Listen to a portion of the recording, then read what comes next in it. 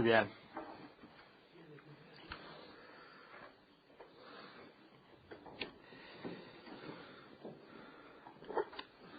El artículo 6 de la cuestión 13 se refiere a un tema importante en sí, pero sobre todo en la actualidad. Aquí Santo Tomás explica el tema de la libertad. El desarrollo que hace Santo Tomás de este tema no es muy extenso, justamente por la colocación que tiene en el orden moral. Para él lo fundamental es el fin, y el fin no se elige libremente. La libertad se refiere a los medios que conducen al fin, o ea quae sunt ad finem, o mejor, las operaciones que conducen al fin.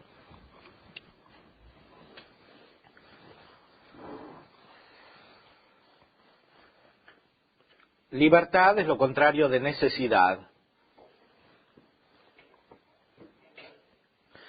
Necesidad significa determinación a una sola cosa.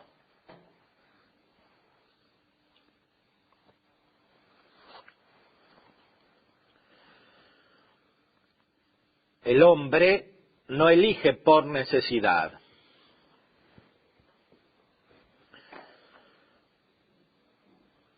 Esto es así porque lo que puede no ser no necesariamente es.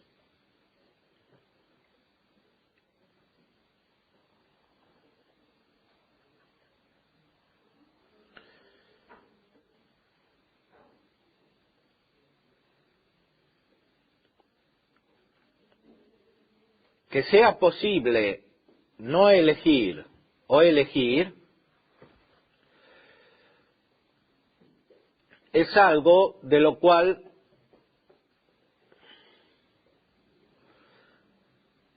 se puede captar la razón por una doble potestad que tiene el hombre.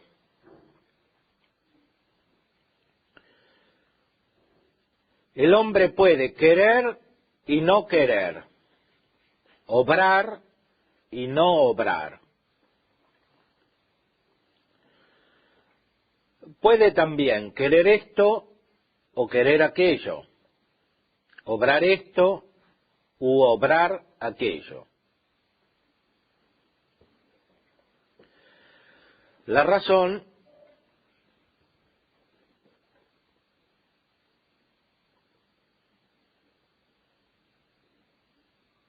de esto tiene su raíz en la misma virtud de la razón.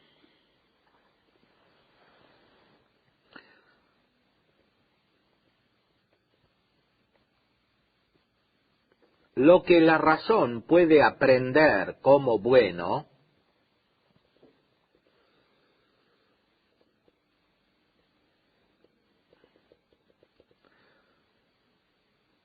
puede ser objeto de la tendencia de la voluntad.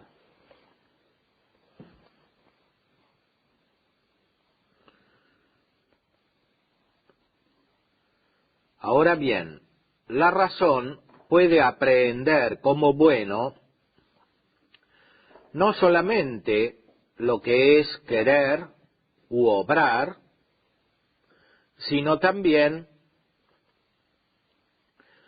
lo que es no querer y no obrar.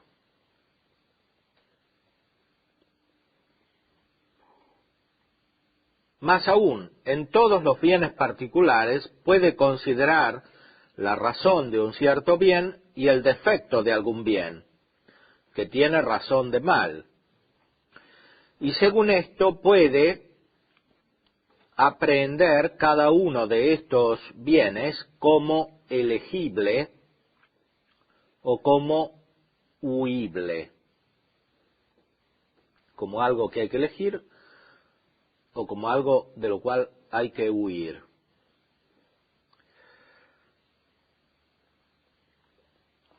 Expliquemos lo dicho hasta aquí. Que la voluntad sea libre tiene su causa en la razón. Es la razón la que conoce la diversidad de operaciones. que se pueden realizar o no realizar, porque la razón puede entender que es un bien no realizar una operación, porque tal operación es contraria a lo que busca la voluntad. Es decir, es contraria al bien racional. En el fondo, como hemos dicho hasta aquí, es contraria al conocimiento que la inteligencia busca plenamente. O sea que para conservar lo que ya se tiene es mejor no realizar una operación.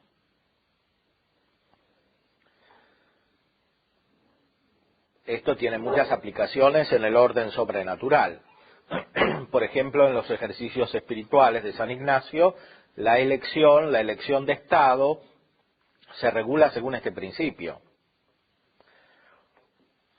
Si uno sabe que determinadas operaciones lo perturban, le hacen perder la paz o la calma de la contemplación que tenía, puede conocer probablemente que esas operaciones no corresponden a su tendencia al fin. Esto tiene una aplicación filosófica general. Cualquier operación que no conduce al fin, que en la práctica significa que no sirve para la contemplación, es mala.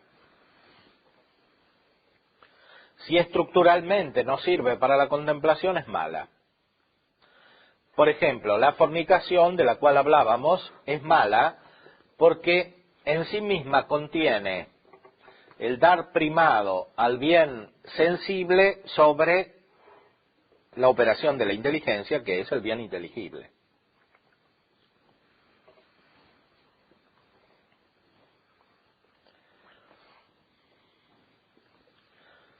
Que es el bien que se busca, naturalmente.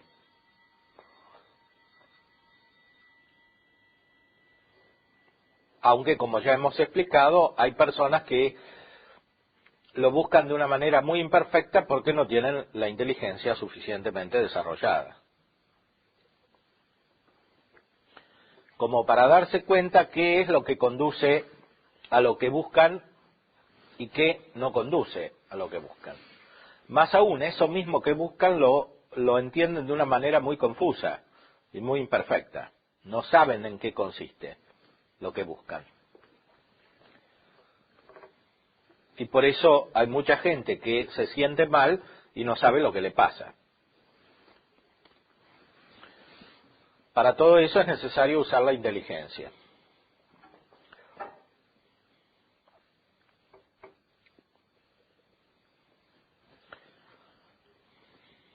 Padre, ¿está usted de acuerdo que hoy en día en la formación de la juventud uno de los grandes escollos sería el que buscan un bien simplemente sensible Sí. y hacerles ver el bien espiritual, el fin último, ¿no? La contemplación, que según sus principios, que es el bien sensible, o sea, es totalmente otra cosa, es una gran tarea y una gran dificultad para la formación de ellos, ¿no? Claro. Para eso es necesario ejercer la virtud de la prudencia y mostrar aquello que está al alcance de ellos, de los destinatarios de la educación. Porque muchas veces no se puede hablar directamente del fin último porque no saben qué es, no entienden la conexión con sus tendencias así como las perciben. Hay que hacerles abrir a la verdad poco a poco, a partir de lo que realmente pueden entender y, sobre todo, a partir del ejemplo de lo que significa una personalidad unificada y armónica, en la cual lo principal está dado por ese conocimiento de la verdad. Muchas veces se abren otros, o los jóvenes, a la verdad, porque ven un modelo de persona que realiza de alguna manera accesible para ellos lo que quisieran ser. Y eso es ya usar la inteligencia. Les ayuda a ellos a usar la inteligencia, que debe ser cultivada, porque no es suficiente el modelo. Es necesario que vean por sí mismos la verdad. Sí. Pero perdón, cuando hablamos de fin último, es la contemplación. ¿Cómo podríamos, quizás es un poco lo que dijo el hermano Martín, o sea, cómo hablar un poquito más humanamente o sea, cómo explicar en nuestras acciones humanas? Usted puso el ejemplo ahora de cómo en el matrimonio se vería dónde está, o sea, dónde se ve quién está en la contemplación. A mí me cuesta, o sea, quizás en muchas acciones no sea fácil ver en qué consiste, sin ir al fin último, que es la contemplación de Dios, en qué consistiría esa contemplación, porque... Bueno, es que no se puede poner todo el acento de la educación simplemente en hacer entender la bondad de las acciones morales buenas. Eso no es posible sin desarrollar el orden teórico por sí mismo. Muchas veces es necesario completar la educación moral, más aún siempre, con una educación propiamente teórica, especulativa. Es decir, hace falta que la inteligencia de los que son educados capte de alguna manera, en cuanto es posible, la verdad de las cosas, la belleza de la realidad, etcétera, por sí misma. Porque ese es el único modo por el cual pueden entender que ciertas operaciones están conectadas con esa verdad, con esa belleza, con su conocimiento. La educación debe ser completa. No puede basarse solamente sobre la moralidad. Si se basa solo sobre la moralidad, es esencialmente incompleta, porque la moralidad misma depende del aspecto teórico. Cómo se realiza en concreto depende de la prudencia, porque hay que ver las circunstancias de cada persona o de cada grupo de personas. Perdón, padre, si sabemos cuál es el fin último, ya está dado, porque no son fines particulares, por lo tanto los podemos elegir, esos fines particulares. ¿Qué relación hay entre este fin último y la libertad? Si dijimos que libertad es contrario a necesidad, entonces en el fin último ya hay una determinación. Hay una determinación, por eso el fin último no se elige, no se busca libremente, se busca por naturaleza.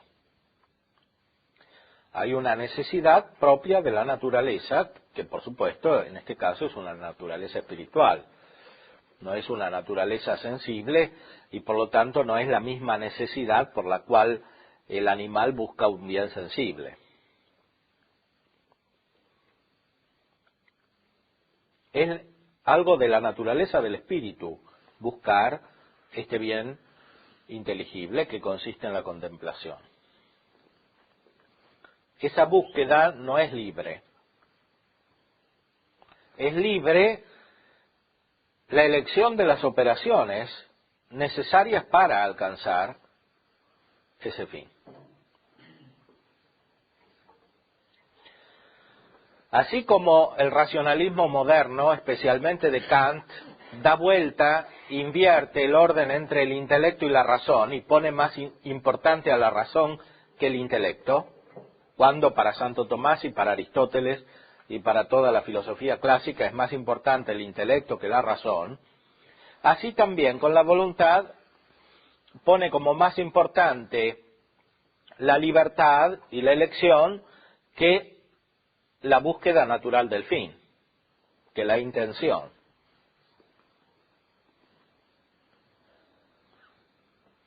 Para Kant, toda la moralidad depende de la elección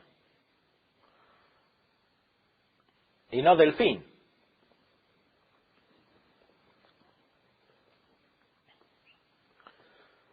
Para obrar bien, dice Kant, no hace falta tener ningún fin.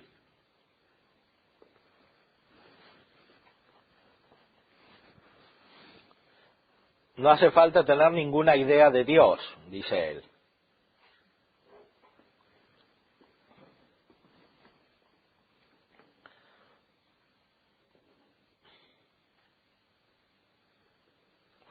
Por eso, lo que estamos afirmando aquí tiene muchas consecuencias y es realmente contrario a lo más central de la cultura contemporánea, así como se desarrolla después de la filosofía de Kant.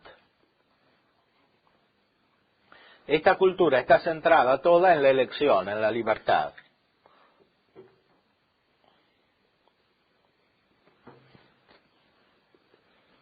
Y no en la búsqueda del fin. Esta centralización en el acto libre de elección tiene como consecuencia el materialismo, porque estructuralmente corresponde a operaciones que no son el fin, o sea, que no son la contemplación espiritual de la verdad. Cuanto más se acentúa el aspecto de la libertad, tanto más se cae en la vida intramundana, en operaciones que se refieren a este mundo,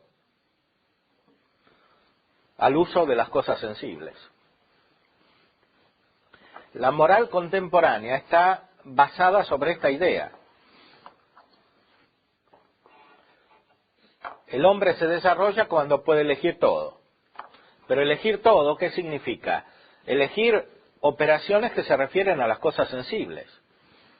Cómo usar el propio cuerpo en la moral sexual, o cómo usar el dinero, etcétera. O cómo expresar las ideas, que en realidad no son ideas, sino que son las imaginaciones subjetivas que tiene cada uno, etcétera. Esto es el corazón del subjetivismo moderno, que propiamente hablando no es verdadero subjetivismo, porque el sujeto está reducido a su mínima expresión. Sí. Cuando usted menciona que cuando se expresa algo son imaginaciones subjetivas, se refiere a lo que hoy se postula como una opinión. Claro, que cada uno tiene derecho a decir sus ideas y a pensar lo que quiere. Normalmente no son ideas. Lo que en el lenguaje contemporáneo se llaman ideas, generalmente no son tales. Hay pocas ideas que tiene la gente. Muchos son esquemas mentales. Kant mismo usa la palabra esquema. Esquema quiere decir un dibujo, o sea, un símbolo empobrecido de la realidad. Un profesor hace esquemas para explicar a los alumnos, quiere decir, expresa de manera simbólica una realidad que es más rica.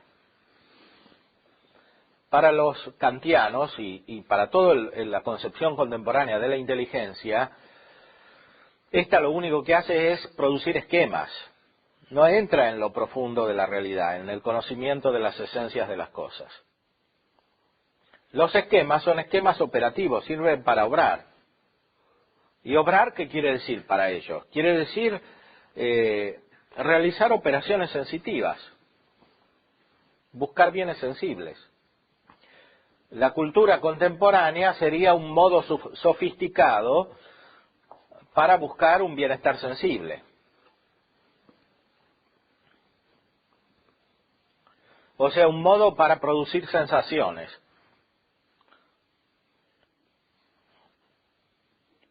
Como las sensaciones son limitadas, estas sensaciones tienen que ser variadas, tienen que ser muchas, y a esto se reduce la libertad, o sea, elegir cuántas sensaciones puedo tener, cómo las quiero tener.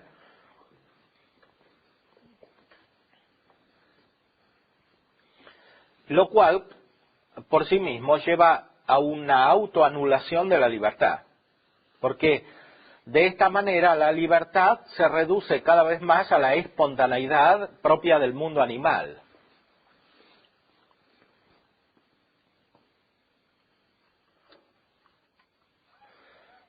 Para muchos contemporáneos, los hombres somos monos que tienen tecnología.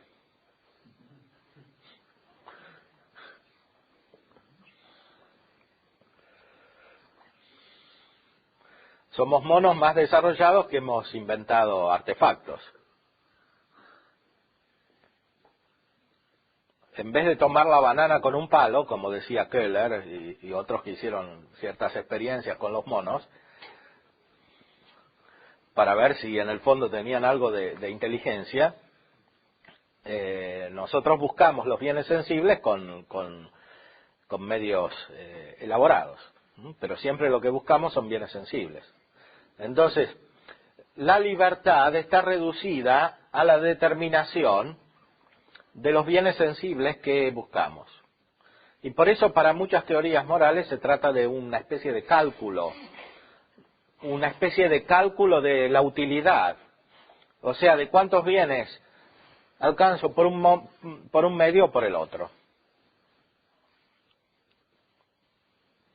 Pero siempre se trata de bienes sensibles.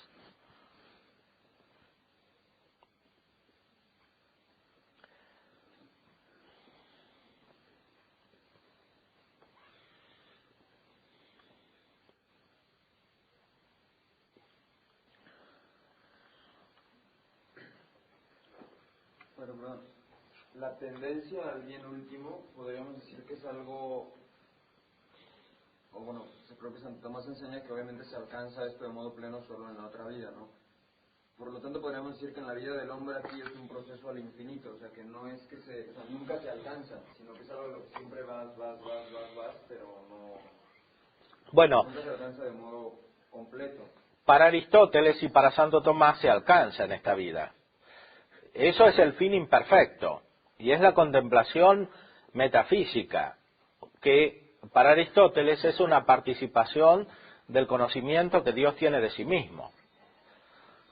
Y se realiza por una especie de éxtasis místico. Aunque no sea místico sobrenatural, es místico natural. Es lo que alcanzaba Platón, lo que alcanzaba Aristóteles, lo que alcanzaba Plotino en su contemplación. Eso es el fin natural del hombre. Por supuesto que en estos filósofos está realizado con mezcla de errores. El mejor es Aristóteles. Y de cualquier modo esa es una contemplación imperfecta, porque como decía Aristóteles mismo, el hombre puede tener eso a veces, no siempre. Pero aunque lo tuviera siempre... Sí, sería imperfecto respecto de la visión beatífica.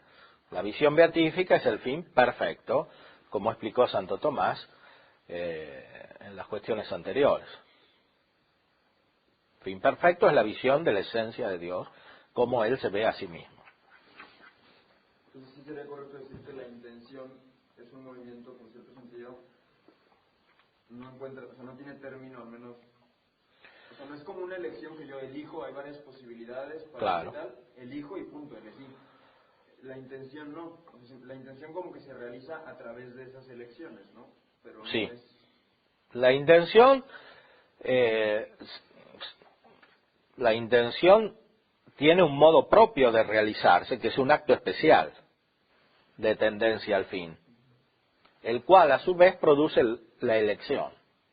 La elección es otro modo de acto de la voluntad que se refiere a las operaciones que conducen al fin.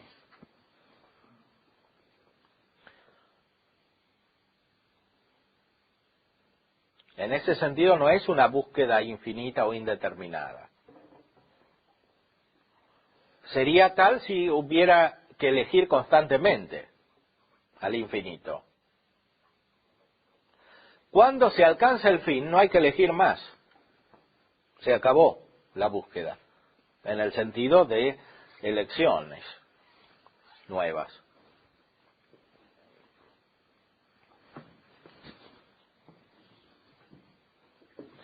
Para la moral derivada de Kant, la elección tiene que realizarse al infinito porque no hay fin y porque no está determinada por el fin.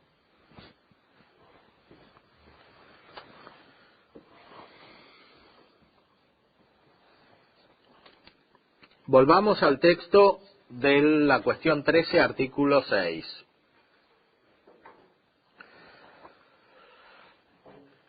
El hombre puede querer obrar o no obrar. Y también el hombre puede buscar una acción como bien u otra acción como bien. ¿Por qué? Porque las acciones que se realizan en este mundo son todas limitadas. No son el fin. Son limitadas, por eso tienen un bien particular. El bien particular implica que tienen algo de bien y algo que no es bien.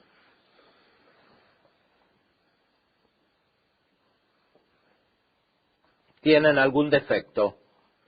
Por eso se puede elegir una operación u otra.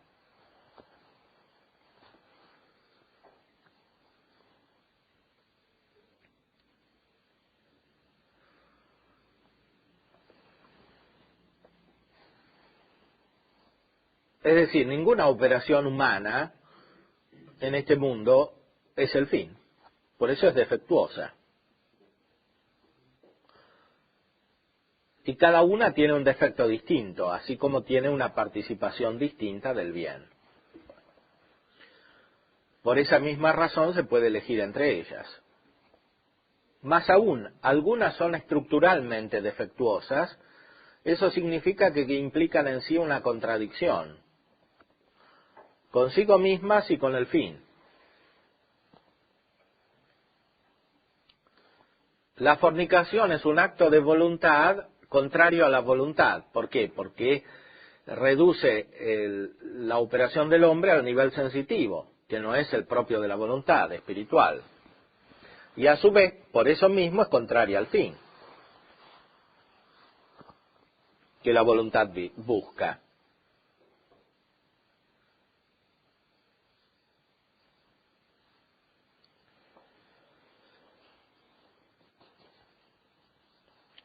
Solo el bien perfecto, que es la beatitud, no puede ser aprehendido por la razón bajo la razón de mal o de algún defecto. Y por eso el hombre busca por necesidad la beatitud.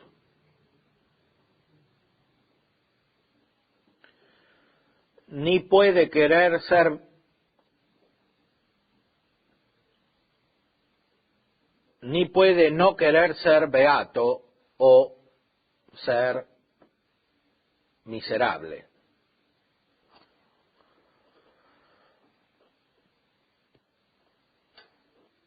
La elección, cuando no se refiere al fin, o porque no se refiere al fin, sino a las cosas que conducen al fin, como se dijo,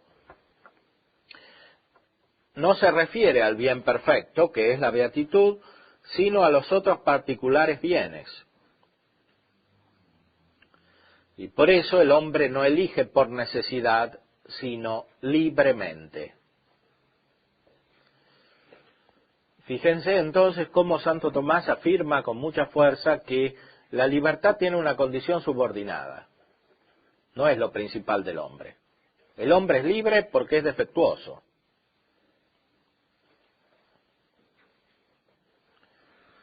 Porque no tiene todo el bien espiritual que tiene Dios.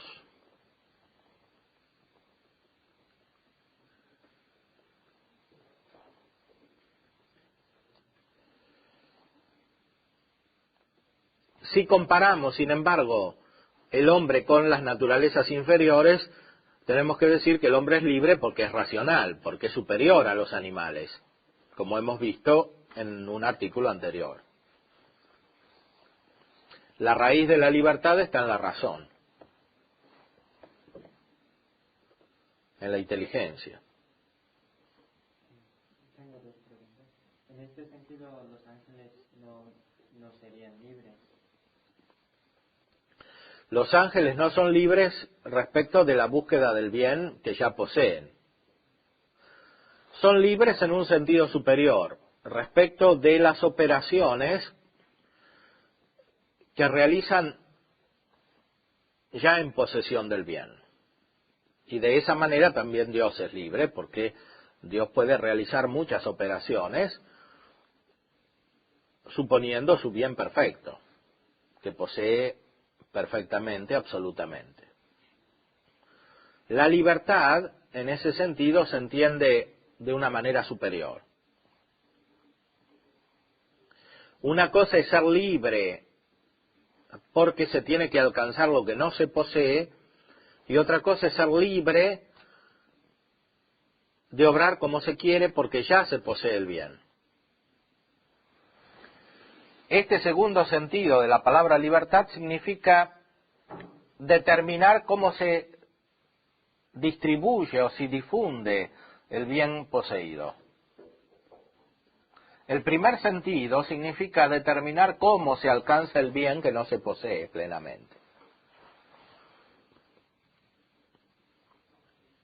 Los dos sentidos de la palabra libertad están conectados, evidentemente, porque en los dos casos se trata de una determinación del bien. Pero el motivo profundo de la determinación es diferente.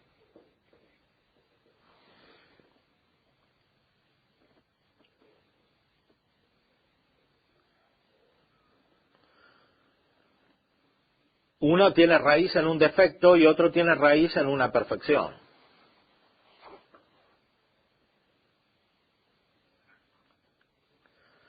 Sin embargo, están conectados en cuanto que, a través de la razón, los actos libres ya poseen algo del acto perfecto, que es lo que hemos explicado anteriormente.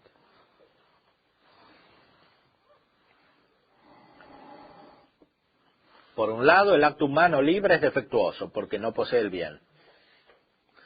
Por el otro lado, sin embargo, el ejercicio de la libertad es una perfección en cuanto radica en la razón.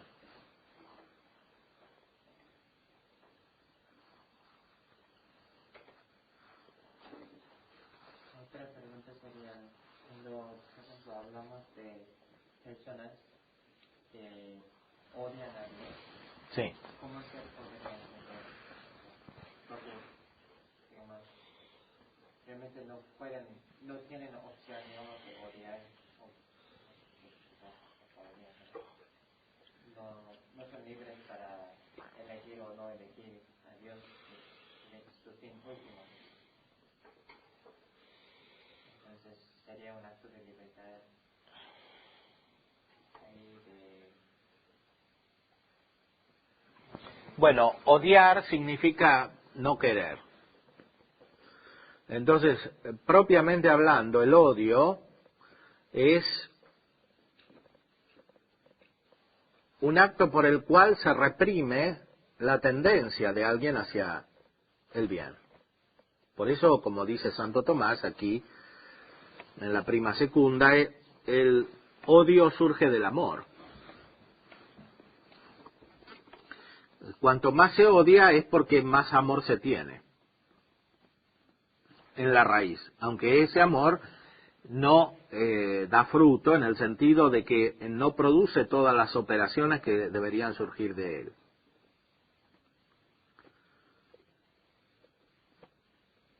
Odiar a Dios significa no querer a Dios porque se quieren otras cosas y porque se capta la incompatibilidad entre las otras cosas que se quieren y Dios. O sea, la contemplación de Dios.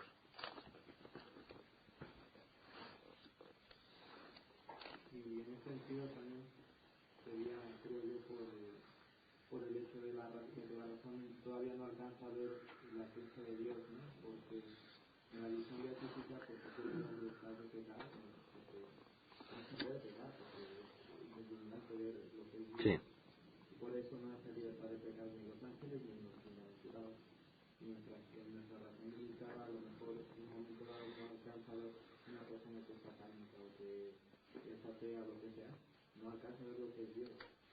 Odia lo que él piensa que es Dios, o la idea que tiene de Dios que es imperfecta por la razón limitada. Pero por esto se puede en este sentido elegir en contra de este fin último, porque realmente no sabe lo que es el fin último. Realmente no está listo y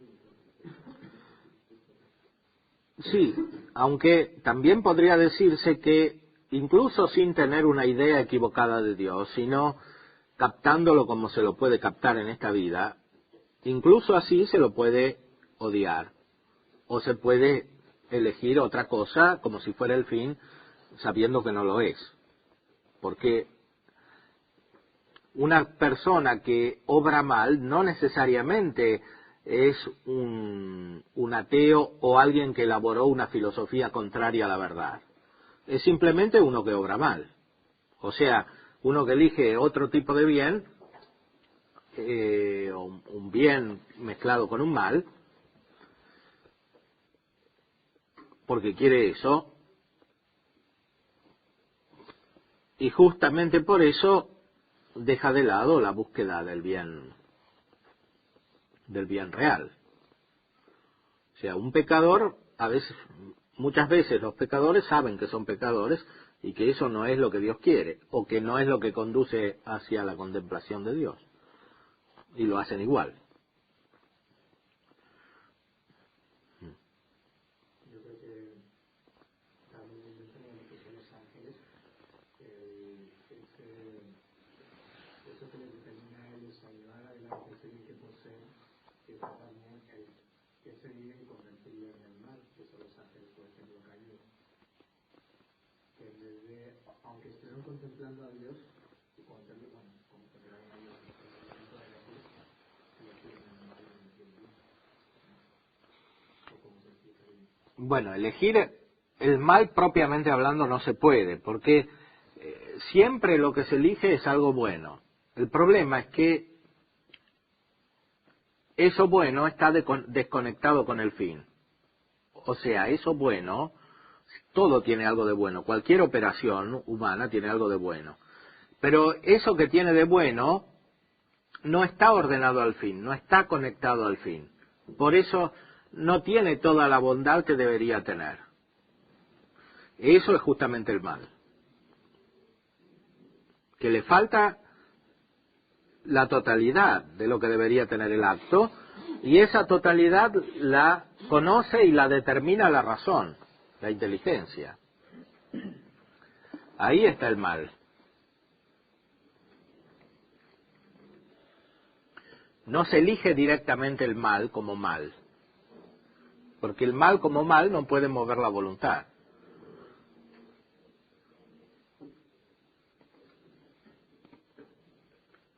Elegir el mal como expresión muchas veces indica elegir la autoafirmación o la propia operación, independientemente de cualquier regla exterior, o sea, de manera autónoma, como dice Kant.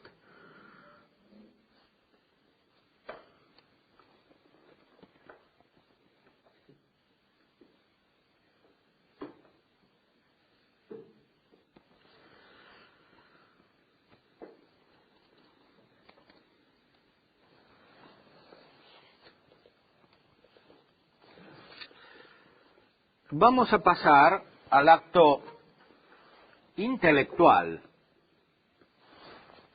¿Se acabó? Bueno, seguimos.